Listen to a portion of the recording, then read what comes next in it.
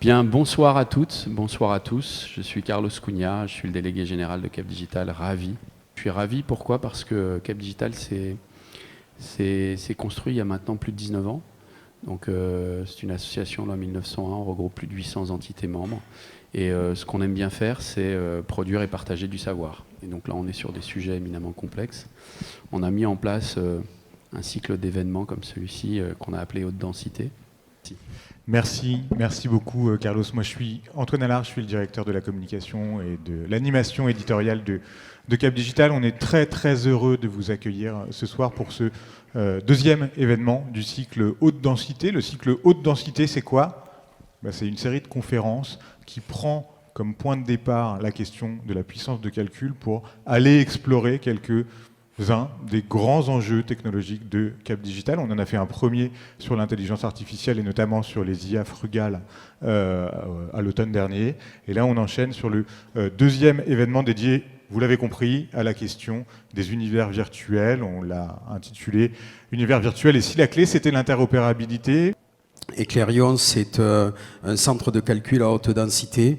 Aujourd'hui, quand on parle d'IA générative, quand on parle d'univers virtuel, quand on parle de tous les éléments dont on entend parler aujourd'hui, il y a de plus en plus de besoins de capacité à être capable, si on peut dire, de fournir une puissance importante à des serveurs, tout en ayant une vision assez pragmatique sur la partie environnementale, sur la partie modularité, la capacité à s'adapter aux technologies de demain. C'est assez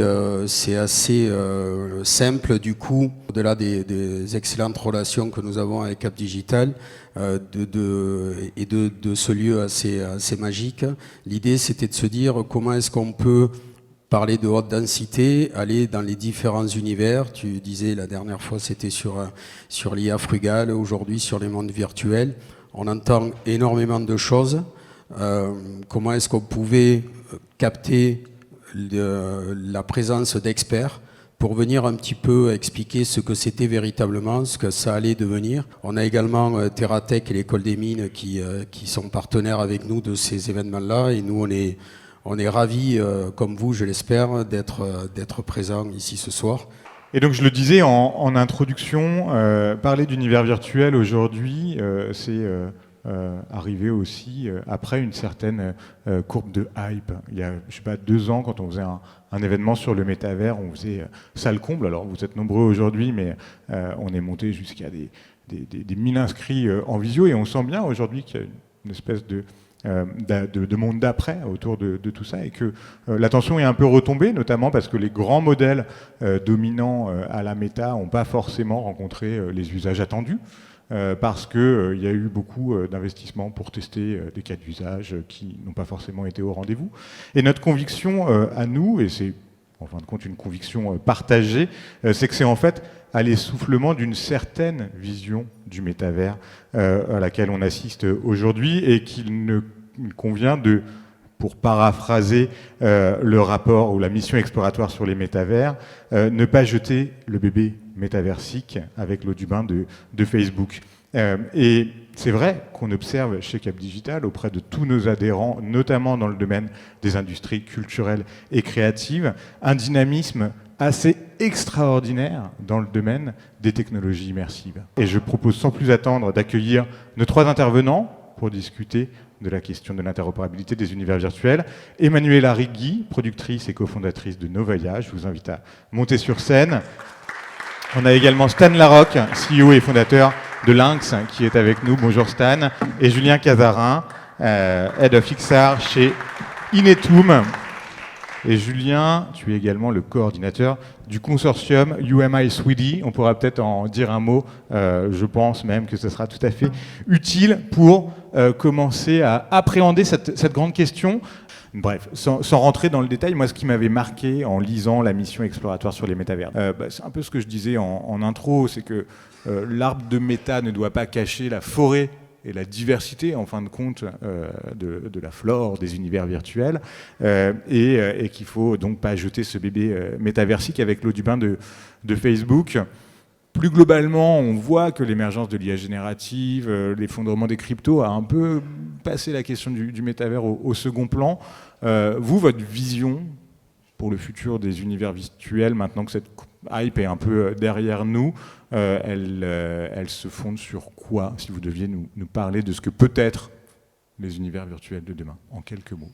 Il n'y a pas de réalité d'entreprise, en fait, dans l'usage, en tout cas, des casques au niveau du grand public. Et la réalité d'entreprise et les usages, ils sont encore et toujours dans le B2B, dans l'industrie. Et en fait, si vous regardez l'histoire de l'innovation, toutes les innovations technologiques, généralement, ça commence dans l'armée, après ça va dans l'industrie, et après ça finit éventuellement à la Fnac et Darty. Par exemple, le téléphone, c'est ça. D'un point de vue B2B, pour un acteur comme Lynx, ils sont où les premiers marchés, les premiers secteurs qui vont utiliser les casques? C'est marrant parce que c'est 3 secteurs, c'est défense, médicale et industrie. Et dans ces 3 verticales, les gens font toujours la même chose, formation professionnelle, qui est en fait un jeu vidéo virtuel, un jeu vidéo sérieux. Donc formation professionnelle et assistance à distance, on voit beaucoup de choses comme ça. Voilà. Constat partagé chez Inetum? Alors complètement partagé. Le vrai changement, c'est le nombre d'utilisateurs dans le B2B. C'est-à-dire qu'on voit effectivement aujourd'hui, notamment par la formation, aujourd'hui nous on travaille quasiment que sur de la formation sur notre plateforme, et avec ce matériel qui est beaucoup moins cher, mine de rien, un cave qui coûte des millions et un casque quelques milliers d'euros, que ce soit 4000 ou vendu à perte 600 euros, c'est beaucoup moins cher que le matériel d'avant.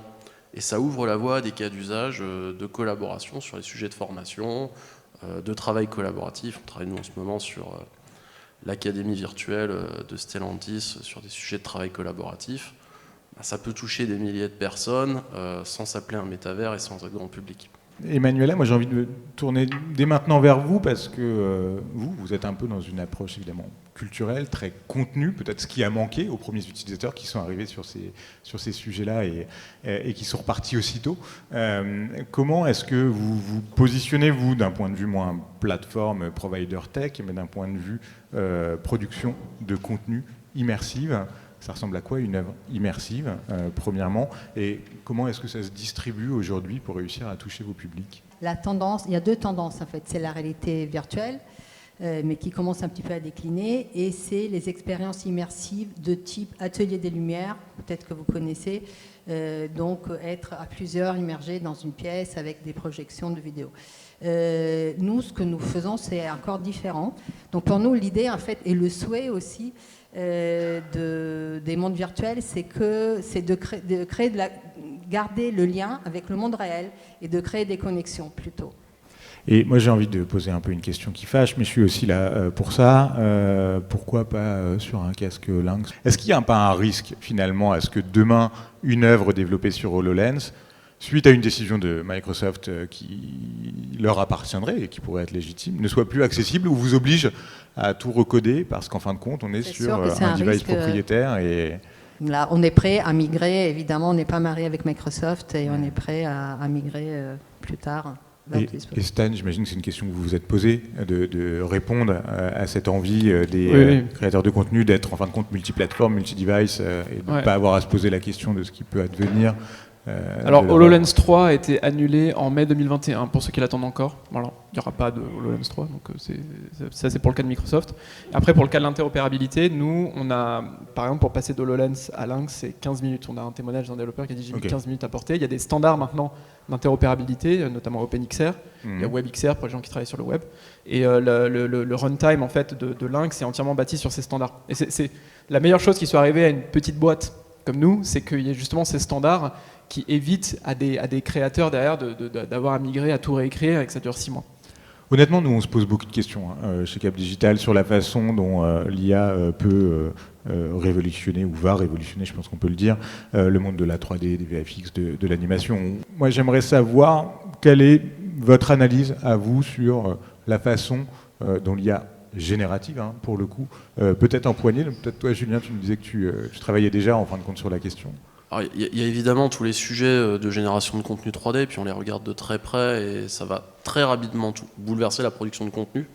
Mais aujourd'hui, nous on le regarde surtout sur les aspects IA générative texte qu'on connaît bien, avec GPT notamment. qui viennent transformer les expériences de formation qu'on peut créer en immersif.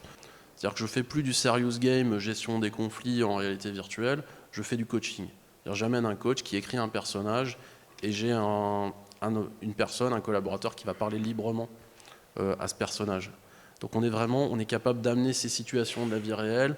D'accord. Et ça, pour rentrer un petit peu dans sous le capot, ça fonctionne comment? C'est des intégrations de ChatGPT dans les solutions développées chez Exactement. C'est une intégration de ChatGPT. Alors sans dévoiler les détails techniques de ce qu'on publiera la semaine prochaine, l'idée c'est qu'au lieu de dire à ChatGPT génère-moi une réponse parce que tu es un assistant virtuel, on lui dit génère-moi la réponse, l'animation et l'émotion d'un personnage virtuel. Finalement ça revient au même que tout ce qui a été fait sur GPT pour écrire des BD, pour écrire des films. Là, tout simplement, on écrit la suite d'une histoire qui se passe en virtuel. Et donc concrètement, comment est-ce qu'on crée un personnage? On prend une ligne de texte, on lui dit, prends son avatar, on le pose, on lui dit, maintenant tu es Dominique, tu es un commercial intraverse, et tu vas utiliser tel document PDF comme base de compétences. Instantanément, j'ai un avatar qui a de l'émotion, qui est capable de répondre à toutes les questions sur le produit parce qu'il a une base de connaissances, donc il n'hallucine pas. En temps de création par rapport à ce qu'on faisait avant en formation soft skills, c'est-à-dire faire venir des acteurs, faire un dialogue dirigé, tourner tous les scénarios possibles, là on est sur 5 minutes. Je peux créer un commercial à partir d'un PDF sur l'offre en 5 minutes.